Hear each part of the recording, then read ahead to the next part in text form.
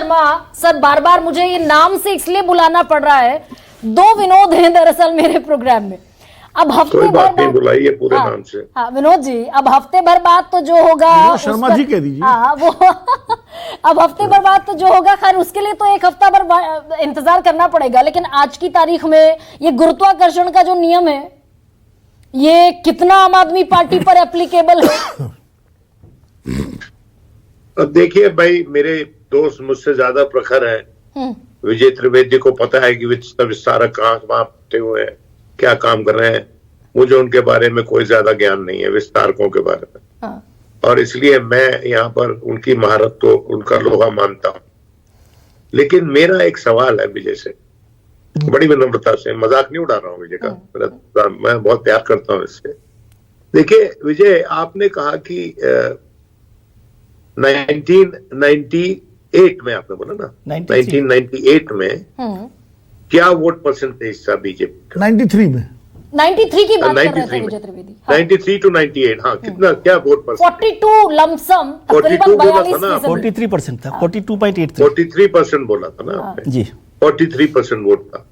अगर इस पे 4% बढ़ जाता है, 47 हो जाता है, 48 हो जाता है, तो किसका वोट खेच रही है बीजेपी? आम आदमी पार्टी का या कांग्रेस का, या फ्लोटिंग वोट है? We should know the nature of the vote ना। अगर आम आदमी पार्टी का जो आंकड़ा, जो वोट परसेंटेज है वही रहता है 50 के आसपास, तो तब भी आप सोचते हैं कि एक तरफा मुकाबला हो जाएगा, हंग असेंबली हो सकती है।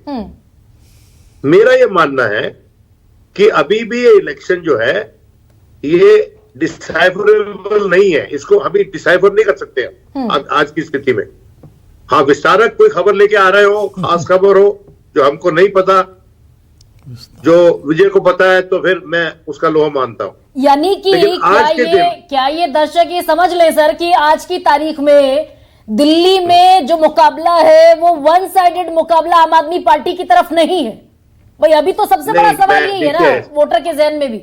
अरविंद केजरीवाल की वापसी, अगर आप ये कह रही है कि वन साइडेड उसके पक्ष में नहीं है, हाँ, तो you are rendering unto Caesar which is not Caesar's. हाँ, हम कर क्या रहे हैं? देखिए कहावत यह है, rendering unto Caesar which is not Caesar's, के मतलब जो काबिलियत सीजर में थी वो काबिलियत आप इन लोगों में दे रहे हैं, अनर्गल दे रहे हैं।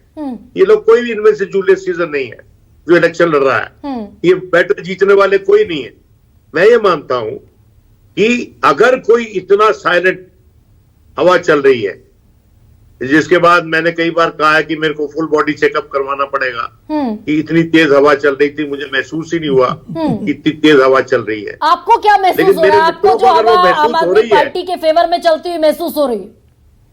मुझे नहीं, हवा तो किसी के फेवर में नहीं चल रही है। हाँ।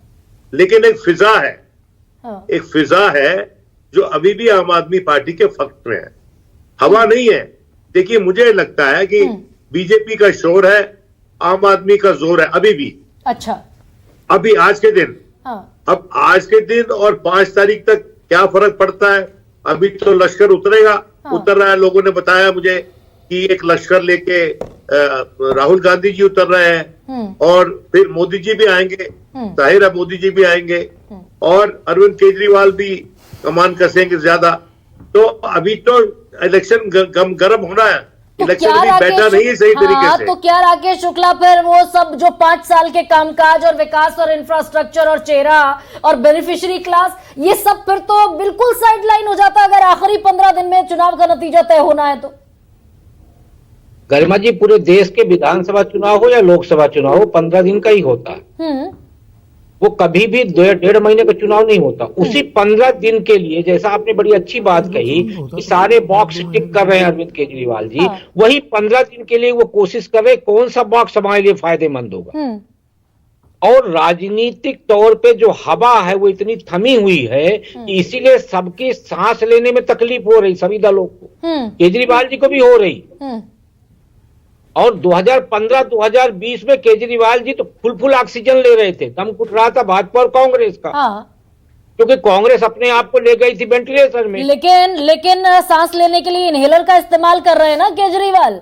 वो कुछ और टॉप अप रिचार्ज ले आए भाई, इनहेलर भी ले आए और ऑक्सीजन बेड भी तैयार है, और वो जो जैसे कोरोना में सब लोगों ने अपनी अपनी व्यवस्था जमा कर रखी थी, ऐसा हुआ तो ये करेंगे।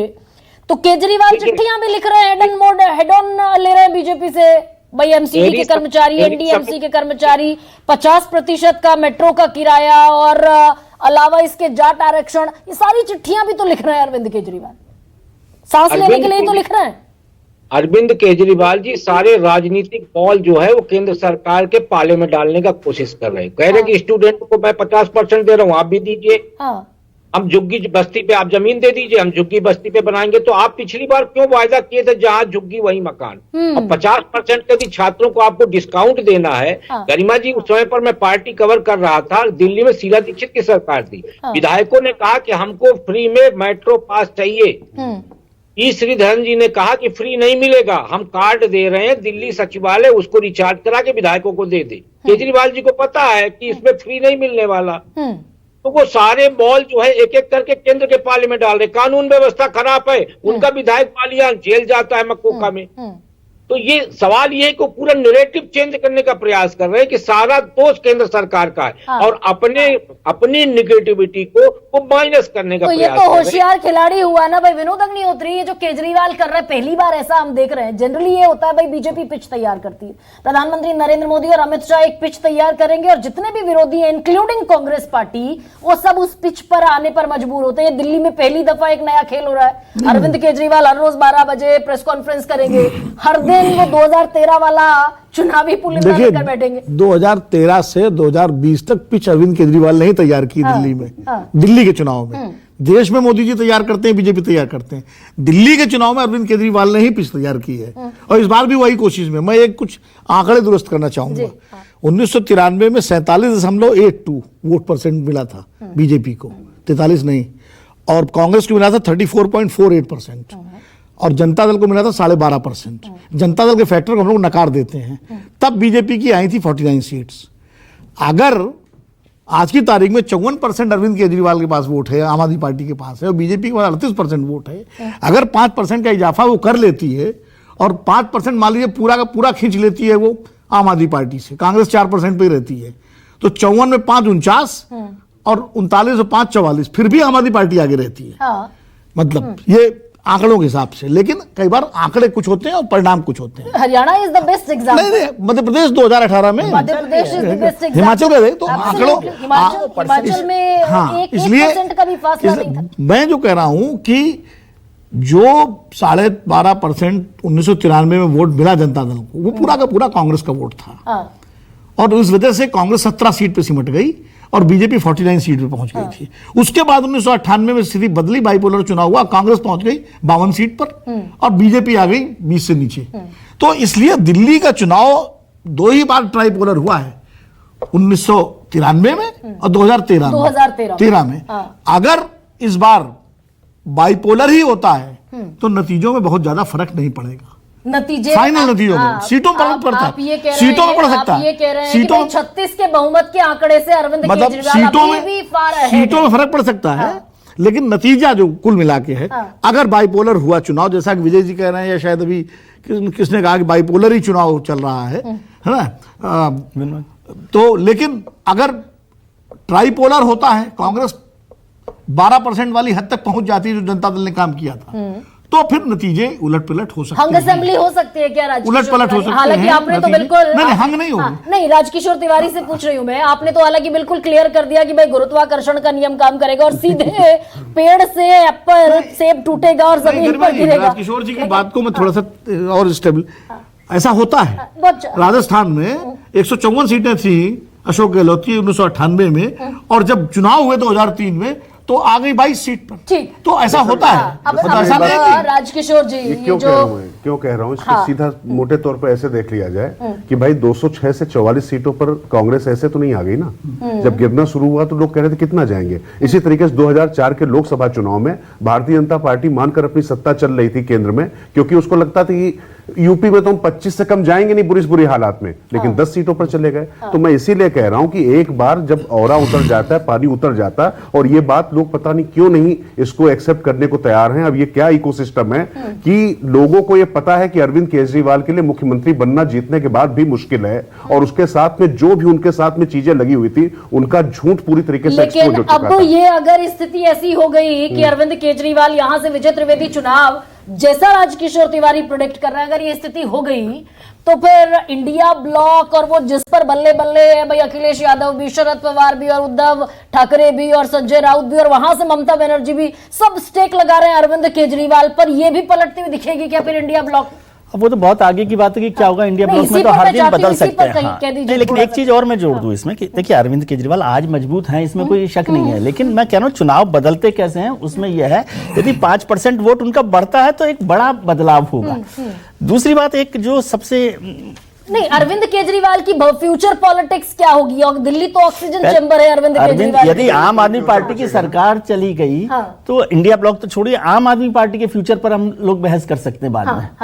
इंडिया ब्लॉक में आम आदमी पार्टी की क्या फर्क नहीं पड़ना है, सब मतलब अपने अपने दिल्ली स्वार्थ के अगर लिए गया लड़ते तो हैं। तकरीबन सब कुछ गया। हाँ, तब सब कुछ गया, उनके लिए मुश्किल हो जाएगा पूरा का पूरा जो सिस्टम है, पॉलिटिकल सिस्टम। लेकिन मैं एक चीज और कह रहा था जिस पर बहुत हुई बात, कि अरविंद केजरीवाल साहब ने जो लड़ाई लड़ी पिछले 5 साल केंद्र के साथ, वो विक्टिम कार्ड के तौर पे लड़ी, लेकिन अभी भारतीय जनता पार्टी ने उसे क्या किया, उसे पॉजिटिव तरीके से लिया कि लोगों के दिमाग में ये बैठा रहे कि ये रोज झगड़ा कर रहे हैं, तो इससे बढ़िया एक ही पार्टी की सरकार बना दो ना, डबल इंजन की। लेकिन फिर केजरीवाल ने भी हेड ऑन ले लिया कि सारा काम अगर आकर केजरीवाल वाला ही करना है, वो तो है ही, फिर उसमें कोई बात ही केजरीवाल को नहीं। भेजने की जरूरत फिर मैं क्या है? एक लाइन में जल्दी से एक वोटर का मैं सुन रहा था, उसने कहा कि जब अरविंद केजरीवाल कहते हैं 10 साल हमें काम नहीं करने दिया बीजेपी ने, तो 2029 तक केंद्र में बीजेपी सरकार रहनी है, हाँ, तो तो फिर तो इनको चुनने क्या फायदा? ये भी नैरेटिव चल रहा है। ये भी नैरेटिव है। तो फिर एक अगर बात बीजेपी कहना और आम आदमी पार्टी के लड़ाई झगड़े में, अब वो कहानी भी है कि 2 बंदर आपस में लड़ रहे थे रोटी के लिए, और एक बिल्ली आई, शायद बिल्ली लड़ रही थी, बंदर बिल्ली लड़ रही थी, बंदर आया, और भाई वो इधर का भी खा गया और इधर का भी खा गया, और बल्ले बल्ले बंदर की होगी, बिल्लियां एक दूसरे को ताकती रह गई। लेकिन बड़ा असर ये मैं अब दर्शकों पर छोड़ती हूं, क्रूशियल चुनाव है, बीजेपी से इतर आम आदमी पार्टी का हाईएस्ट स्टेक इस चुनाव में दांव पर लगा है, कोई नहीं जानता।